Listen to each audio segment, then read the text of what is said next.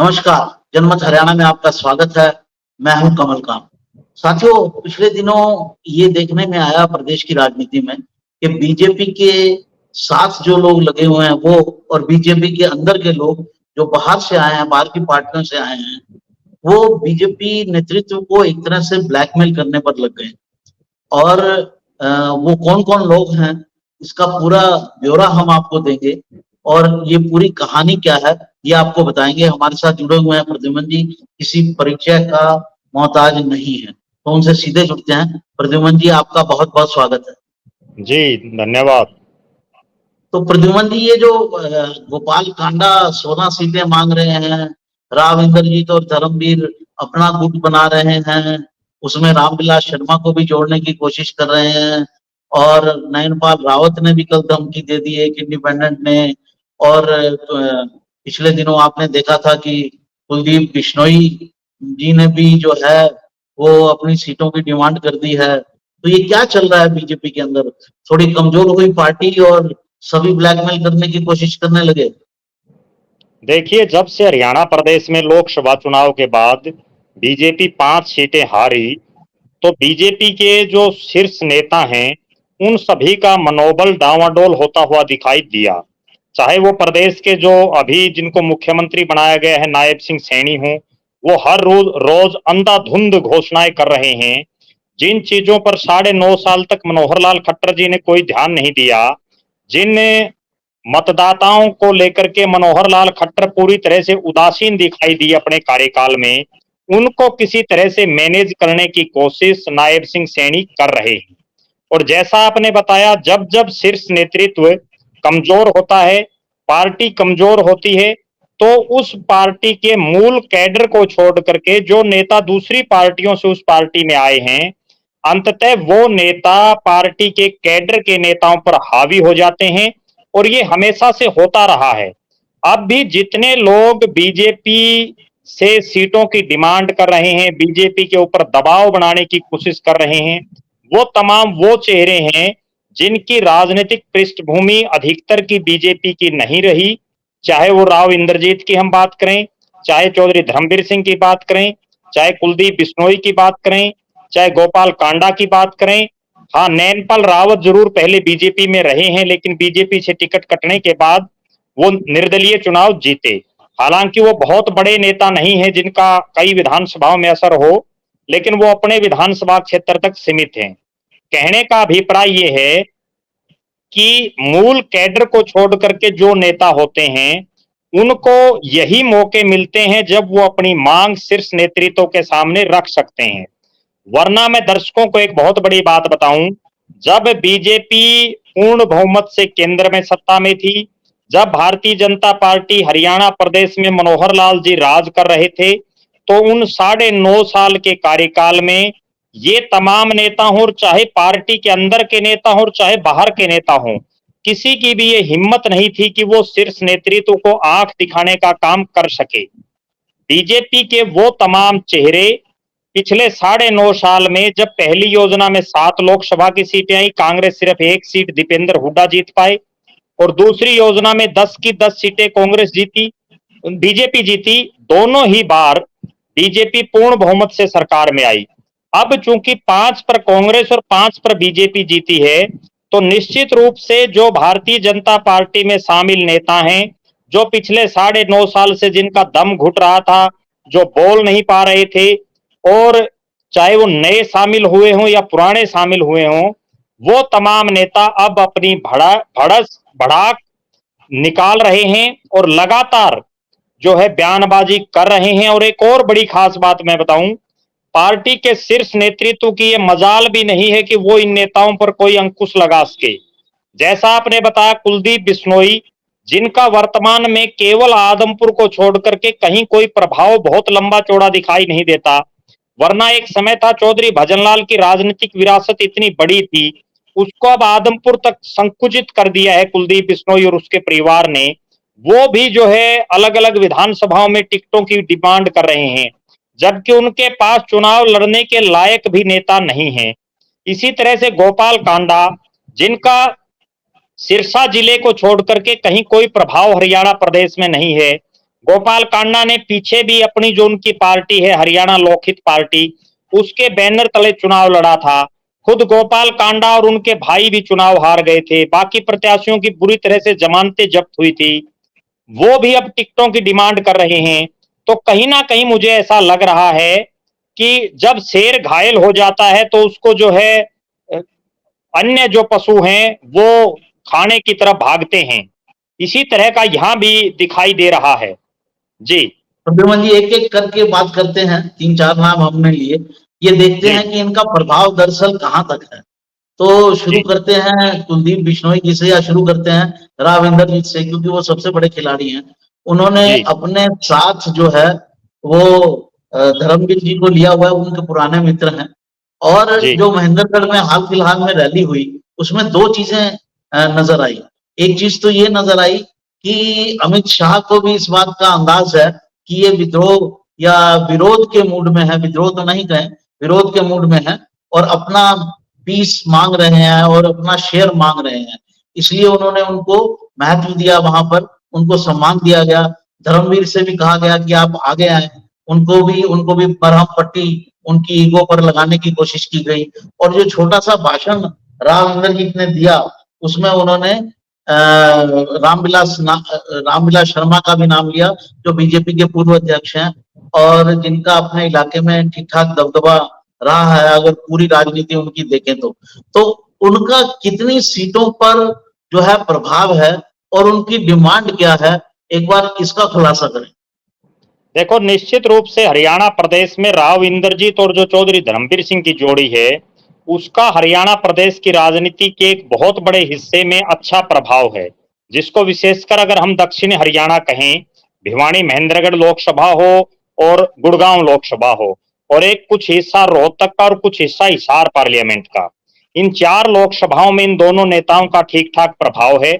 और ये दोनों नेताओं के साथ मिलकर के पंडित रामविलास शर्मा भी विधानसभा चुनाव में अपनी नैया पार करवाना चाहते हैं, क्योंकि जिस महेंद्रगढ़ के इलाके से वो आते हैं, वहां अगर राव इंद्रजीत और चौधरी धर्मवीर सिंह ने उनका खुला समर्थन नहीं किया, उनके लिए दिन रात मेहनत नहीं की, तो रामविलास शर्मा एक बार फिर से वहां हार के कगार पर खड़े हैं। रामविलास शर्मा चूंकि पिछला चुनाव वो हार गए, और अब भारतीय जनता पार्टी में उनकी ये स्थिति है कि ना उनको प्रदेश का अध्यक्ष बनाया गया, ना उनको राज्यसभा में भेजा गया। अब सिर्फ वो अपनी जो शेरो शायरी है, उनकी दर्द भरी जो शेरो शायरी है, केवल वो अपने कार्यकर्ताओं को और बीजेपी के नेताओं को वो सुनाते रहते हैं। अभी एक वाक्य मैं बताऊं, जिस दिन रोहतक में मोहनलाल बड़ोली जो प्रदेश के अध्यक्ष बनाए गए हैं, उनका शपथ ग्रहण समारोह था, तो वहां नायब सिंह सैनी जो मुख्यमंत्री हैं, उनके अलावा पंडित रामविलास शर्मा ही बड़े चेहरे वहां दिखाई दिए। और जब तक मोहनलाल जी और नायब सैनी नहीं आए, तब तक रामविलास शर्मा जी वहां जो बीजेपी के नेता और कार्यकर्ता थे, उनको अपनी जो दर्द भरी शेरो शायरी थी, जिसका जो लबो लवाब है वो सिर्फ यही था कि उनको बीजेपी ने पूरी तरह से खुडे लाइन लगा दिया। बीजेपी का पौधा हरियाणा प्रदेश में लगाने वाले वो हैं, उसको पेड़ उन्होंने बनाया, और अब जब वो पेड़ फल देने लगा तो उसके फल कोई और खा रहे हैं, और उनको तो गुठली तक भी नहीं मिल रही है। तो कहीं ना कहीं जो रामविलास शर्मा को जिस तरह से खुडे लाइन किया गया, मनोहर लाल जी ने उनको पूरी तरह से खुडे लाइन रखा, और अब जब से नायब सैनी जी बने हैं, तब से भी उनकी कोई बहुत बड़ा रोल में वो नहीं है। अब इन तीनों नेताओं के सामने सबसे बड़ी जो बात है वो ये है कि ये तीनों ही नेता उम्र के ऐसे लिहाज पर खड़े हैं कि ये उनका आखिरी चुनाव है। राव इंद्रजीत भी आखिरी चुनाव लड़ चुके हैं, धर्मवीर सिंह पहले ही ऐलान कर चुके हैं कि वो अगला चुनाव नहीं लड़ेंगे, रामविलास शर्मा जी का भी आखिरी चुनाव है। तीनों नेता अपनी आने वाली जो पीढ़ियां हैं, जिसमें राव इंद्रजीत की बेटी आरती राव, चौधरी धर्मवीर सिंह के बेटे मोहित चौधरी, और पंडित रामविलास शर्मा के जो बेटे गौतम शर्मा, उन तीनों को ये नेता अपने अपने इलाकों में एडजस्ट करना चाहते हैं। अगर रामविलास शर्मा ये चुनाव भी हार जाते हैं, तो निश्चित रूप से उनके बेटे की राजनीति का जो भविष्य है वो पूरी तरह से अंधकार में चला जाएगा। इसीलिए रामविलास शर्मा इंद्रजीत और धर्मवीर सिंह के खेमे में आए हैं। दूसरी बड़ी बात, जितनी जरूरत रामविलास शर्मा को इंद्रजीत सिंह और धर्मवीर सिंह की है, उसी तरह से इन दोनों नेताओं को भी बीजेपी के पुराने अक्सतरफ की जरूरत है, चूंकि दोनों नेता कांग्रेसी पृष्ठभूमि के रहे हैं और पुराने कांग्रेसी हैं, बीजेपी में नए आए हैं, उस लिहाज से ये भी चाहते हैं कि रामविलास शर्मा जी को आगे करके बीजेपी के शीर्ष नेतृत्व को ये दिखाया जाए कि चौधरी धर्मवीर सिंह और राव इंद्रजीत के साथ बीजेपी के पुराने कैडर के लोग भी खड़े हैं। रामविलास शर्मा के जहां तक प्रभाव का सवाल है, बेशक वो महेंद्रगढ़ के उस क्षेत्र से कई बार जीते जो अहिरवाल का गढ़ है और एक ब्राह्मण चेहरा होते हुए जीते, उसके बावजूद हरियाणा प्रदेश में जो उनका खुद का पर्सनल तो इतना रसूख है और जो उनका पर्सनल एक वजूद है लोगों के साथ जो वो पिछले 50 साल से मिल रहे हैं, वो कहीं ना कहीं ये दर्शाता है कि बीजेपी के जितने नेता हैं उनमें आज भी पंडित रामविलास शर्मा सबसे पॉपुलर नेताओं में दिखाई देते हैं। कहीं ना कहीं इन तीनों नेताओं की टिकड़ी अब ये फैसला कर देगी कि बीजेपी की हरियाणा में सरकार आएगी या नहीं आएगी। जी, कितनी सीटों पर इनका प्रभाव माना जाए प्रद्युम्न जी? देखो, अगर इनके प्रभाव की बात करें तो निश्चित रूप से 9 सीटें गुड़गांव की, जिनमें 6 विधानसभा सीटें ऐसी हैं जहां राव इंद्रजीत का सीधा दखल है और सीधा प्रभाव है। मेवात की अगर 3 सीटों को छोड़ दें, हालांकि उनमें भी इंद्रजीत का अच्छा रसूख है लेकिन उस स्तर पर नहीं है। इसके अलावा भिवानी महेंद्रगढ़ लोकसभा के जो 9 के 9 हल्के और हिसार लोकसभा के बवानीखेड़ा, हांसी और नलवा, इन 3 विधानसभा क्षेत्रों में भी चौधरी धर्मवीर सिंह का अपना एक वजूद है और रोहतक लोकसभा के कोसड़ी, झज्जर, इन 2 हलकों में राव इंद्रजीत सिंह का अपना एक वजूद है और पंडित रामविलास शर्मा का पूरे हरियाणा प्रदेश के 90 के 90 हलकों में जो बीजेपी के कैडर के जो लोग हैं वो आज भी रामविलास शर्मा की दिल से इज्जत करते हैं। बेशक रामविलास शर्मा सत्ता से बाहर हैं, उसके बावजूद उनको बड़ा मान और सम्मान बीजेपी के कार्यकर्ता दे रहे हैं। जी जी, अब बात कर ली जाए रामविलास उनकी क्या नाम है, कुलदीप बिश्नोई जी की। कुलदीप जी बिश्नोई जी पिछले दिनों सेंट्रल लीडर से मिले थे और ऐसी खबरें थी कि उन्होंने हिसार की 9 की 9 सीटों पर कहा है कि मेरी बात मानी जाए तो मैं 9 सीटें जिताकर दे सकता हूं। बाद में उन्होंने एक प्रेस स्टेटमेंट भी दिया जिसमें उन्होंने 2-3 सीटों के नाम भी लिए, जिसमें नलवा भी एक थी। हिसार तो वो चाहते ही हैं, हांसी पर भी उनकी पत्नी एक बार चुनाव जीत चुकी हैं। तो आपको क्या लगता है कि उनका कितनी सीटों पर प्रभाव है कि जिसकी वो डिमांड कर रहे हैं? देखो, कुलदीप बिश्नोई को मैं एक ऐसा राजनेता मानता हूं जिनकी राजनीतिक फैसले हमेशा गलत रहे हैं, उनकी टाइमिंग हमेशा गलत रही है। चौधरी भजनलाल की एक इतनी बड़ी विरासत थी कि वो फरीदाबाद से लेकर के करनाल तक खुद सांसद बने, हिसार से सांसद बने, उनके बेटे भिवानी और हिसार से सांसद बने, उनके बड़े बेटे कालका जो हरियाणा का आखिरी छोर है जहां बिश्नोई बाहुल्य कोई क्षेत्र नहीं है, उसके बावजूद कोई चंद्रमोहन कॉम्बिनेशन नहीं। वहां उसके बावजूद चंद्रमोहन बिश्नोई वहां कई बार विधायक बने। उनकी जो कुलदीप बिश्नोई, आगे जी, आप जहां चंद्रमोहन की बात कर रहे थे। जहां तक बात है, चंद्रमोहन बिश्नोई कालका से कई बार विधायक बने, कुलदीप बिश्नोई की धर्मपत्नी हांसी से विधायक बनी। इतना बड़ा राजनीतिक जिनका साम्राज्य रहा, उनके भतीजे दूराराम फतेहाबाद से विधायक बने। उनके एक और बहुत नजदीकी थे हनुमान सिंह बिश्नोई, वो टोहाना से विधायक बने। उसके बावजूद वर्तमान में जो हालात है वो हालात ये है कि कुलदीप बिश्नोई केवल आदमपुर तक सीमित होकर के रह गए हैं और उसका सबसे बड़ा कारण ये है कि वो वास्तव में राजनेता हैं ही नहीं। वो राजनीतिक आदमी हमेशा लोगों के बीच में रहता है, जबकि कुलदीप बिश्नोई लोगों से हमेशा दूरी बना करके रखते हैं। बेशक वो डिमांड कितनी ही सीटों की करे, मैं एक उदाहरण दर्शकों को बताऊं। पिछली बार उन्होंने कांग्रेस पार्टी के टिकटों में हिसार जिले में पूरा दखल रखा, जिसमें उनके जिन खासम खास लोगों को टिकट मिली उनमें केवल वो खुद चुनाव जीत पाए। नलवा में उनके जो खासम खास थे वो चुनाव हारे। हांसी में उन्होंने जिनको टिकट दिलाई उनको सिर्फ 3,000 वोट मिले, जहां से उनकी धर्मपत्नी रेणुका बिश्नोई उस समय की निवर्तमान विधायिका थी। तो जिनकी धर्मपत्नी जहां निवर्तमान विधायक और वहां 3,000 वोट मिले, तो आप अंदाजा लगा सकते हैं कि आज कुलदीप बिश्नोई का कितना वजूद हरियाणा की राजनीति में है। उसके अलावा उन्होंने बरवाड़ा से जिनको टिकट दिलाई उनकी जमानत जब्त हुई, बुरी तरह से उनकी हार हुई। हिसार की जिनको टिकट दिलाई वो बुरी तरह से हारे। इसके अलावा उनको नारनौंद में जो प्रत्याशी था वो बुरी तरह से हारा। तो आखिर वो किस तथ्य के आधार पर ये कहते हैं कि उनको हिसार लोकसभा की टिकटें दी जाएं? दूसरी बड़ी बात, अभी के इस लोकसभा के चुनाव में कुलदीप बिश्नोई के गृह क्षेत्र आदमपुर में बीजेपी के प्रत्याशी चौधरी रणजीत सिंह हारे हैं और वहां जयप्रकाश जेपी चुनाव जीते हैं। इसके बाद तो ऐसा लग रहा है कि कुलदीप बिश्नोई का जो खुद का गढ़ है आदमपुर, वो भी कहीं ना कहीं दरकने लगा है, सरकने लगा है।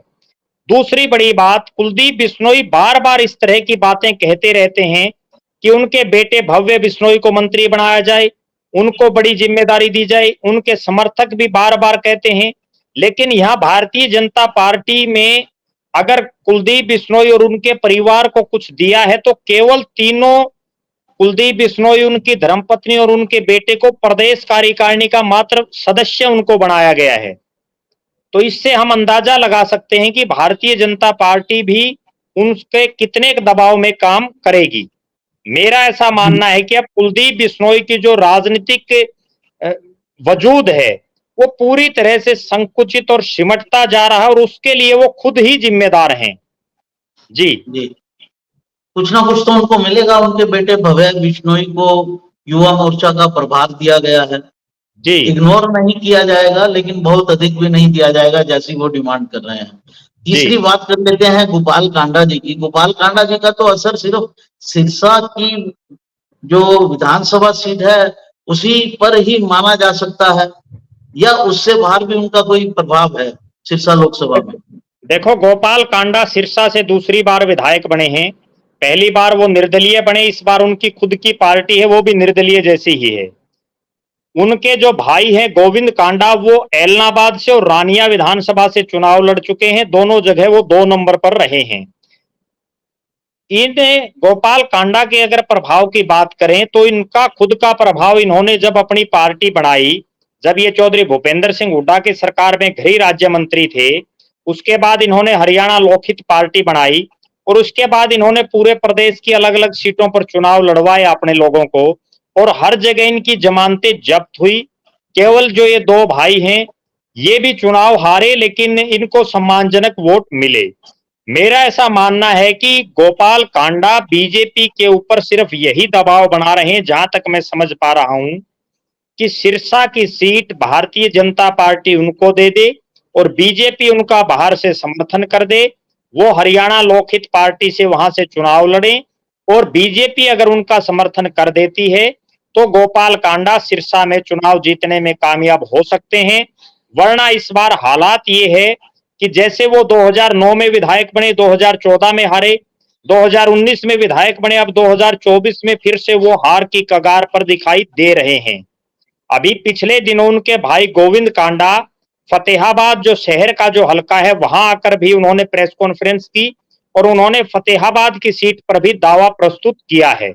लेकिन मेरा ऐसा मानना है कि गोपाल कांडा और कुलदीप बिश्नोई दोनों अपनी अपनी सीटों को बचाने के लिए लगे हुए हैं और राव इंद्रजीत और चौधरी धर्मवीर सिंह अपने जो राजनीतिक वारिस हैं उनको टिकट दिलाने के लिए ये सब जद्दोजहद कर रहे हैं। जी। जी, अंतिम छोटी सी चर्चा कर लेते हैं रावत जी पर। उन्होंने जी। हालांकि अपना जो थ्रेट था उसको एक तरह से वापस ले लिया और बड़ा उनकी मूवमेंट से क्लियर था कि वो सिर्फ थ्रेट ही दे रहे थे। उनकी बीजेपी के नेताओं से मुलाकात भी हो चुकी है। तो उसका क्या कारण आप मानते हैं? और आपने हालांकि एक्सप्लेन भी किया है, ब्रीफ में एक बार फिर बता दें कि नयनपाल रावत जो ये थ्रेट दे रहे हैं इसके क्या कारण हैं? देखो, जिस तरह से नैनपाल रावत जी बोल रहे हैं वो ना केवल नैनपाल रावत बल्कि प्रदेश की सरकार के बहुत से विधायकों की समस्या है। कई मंत्रियों की भी समस्या है कि अधिकारी उनकी सुनते नहीं। अफसरशाही पूरी तरह से बेलगाम हो चुकी है। अफसर नेताओं की ना सुनते, ना उनके कहने से जायज काम भी नहीं करते और अगर कोई अब नेता फोन कर देता है तो काम को डिले और कर देते हैं। तो कहीं ना कहीं उनकी जो बड़ी समस्या थी वो अफसरशाही को लेकर के थी। मेरा इससे और ज्यादा बढ़ करके ये मानना है कि जिस तरह से पिछली बार नैनपाल रावत की टिकट कट गई थी, अब चूंकि टिकट बंटने वाली है बहुत जल्द, तो नैनपाल रावत जी अपनी टिकट को पक्का करने के चक्कर में थे और वो चाहते हैं कि भारतीय जनता पार्टी उनको टिकट दे, क्योंकि उसका सीधा सीधा उनको फायदा ये है कि वहां बीजेपी का सिटिंग एमपी तीसरी बार फिर जीत गए हैं और उसका उनको फायदा मिलेगा। कहीं ना कहीं रावत साहब भी अपनी टिकट पक्की करवाने के लिए जो है ये तमाम उधेड़बुन कर रहे थे। जी जी, आपका बहुत बहुत धन्यवाद प्रद्युम्न जी, मैं आपने पूरे परिप्रेक्ष्य को क्लियर किया। जी, अपनी बात कहिए। मैं एक बात और बताऊं, अभी जी चूंकि विधानसभा चुनाव बिल्कुल सिर पर है, जितने जी भी नेता इस तरह की धमकियां दे रहे हैं, जितने भी नेता इस तरह का दबाव बना रहे हैं, कहीं ना कहीं उनकी आखिरी जो मंशा है वो यही है कि किसी तरह से बीजेपी उनको या उनके राजनीतिक वारिसों को ज्यादा से ज्यादा टिकटें दे, जिससे उनका राजनीतिक वजूद जिंदा रह सके। वरना ये तमाम नेता, जब अफसर तो पिछले 4.5 साल से पहले भी नहीं मान रहे थे, तब क्यों नहीं कोई जी नेता बोला? क्योंकि तब सरकार स्थिर थी। एक खास बात और मैं बताऊं, ये तो ऊपर नरेंद्र मोदी के नेतृत्व में बीजेपी की सरकार तीसरी बार बन गई। अगर वहां सरकार नहीं बनती तो हरियाणा प्रदेश में अब से पहले नायब सिंह सैनी की छुट्टी हो जाती, उनकी सरकार गिर जाती, ये विधायक दूसरी पार्टियों में भाग जाते। जी, बिल्कुल ठीक जी कहा आपने, क्योंकि परिस्थिति यही बनी हुई है। इंडिपेंडेंस के सहारे सरकार खड़ी हुई है, उनका सहयोग चाहिए ही चाहिए। तो ये तमाम चीजें जो हैं, वो राजनीतिक जो हालात बने हैं, नरेंद्र मोदी की तीसरी बार सरकार बनना, उससे सब चीजें हरियाणा में भी कंट्रोल में आ गई, अन्यथा वही होता जो आपने कहा। आपका बहुत बहुत धन्यवाद, आपने समय दिया। इस ये अंक दर्शकों, आपको कैसा लगा? अच्छा लगा हो तो लाइक कीजिए, सब्सक्राइब जरूर कीजिए। आपके एक पुश बटन से हमारा हौसला बढ़ता है और हमारी हैसियत भी बढ़ती है। नमस्कार। धन्यवाद। हरियाणा की हर राजनीतिक खबर के विश्लेषण के लिए हमारे चैनल जनमत हरियाणा को लाइक, शेयर और सब्सक्राइब करना ना भूलें। साथ ही बेल आइकन को भी प्रेस कर लें ताकि हर वीडियो की अपडेट आप तक पहुंचती रहे।